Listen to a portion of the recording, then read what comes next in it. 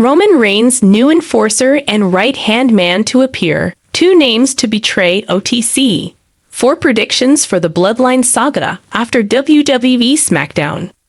Roman Reigns is the undisputed tribal chief.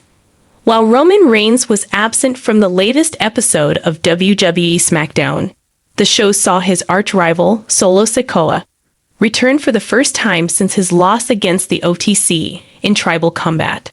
However, the self-proclaimed leader of the new Bloodline walked out on his faction. This left the fans, along with Jacob Fatu and Tama Tonga, confused. Solo's walkout could be the start of a fresh chapter in this riveting Bloodline saga, and it will be interesting to see how things progress from here.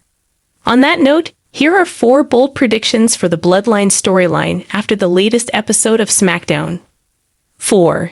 Jacob Fatu and Tama Tonga could ruin Roman Reigns' acknowledgement ceremony. Roman Reigns is set to be acknowledged as the undisputed tribal chief of the Bloodline on the January 27 episode of Raw. However, things may not end well for the OTC on the show, as he could be interrupted by the new Bloodline. After Solo Sikoa walked out on his team, Jacob Fatu could take over the leash of the new Bloodline in the coming days. The Samoan werewolf, along with Tama Tonga, could interrupt Roman Reigns' acknowledgement ceremony, launching a brutal attack on him.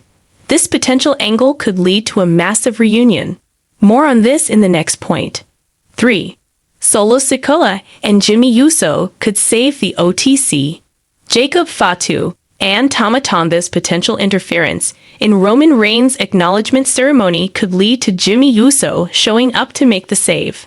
However, Big Jim may fall victim to the new Bloodline's numbers advantage. This could then lead to Solo Sikoa returning to make the save.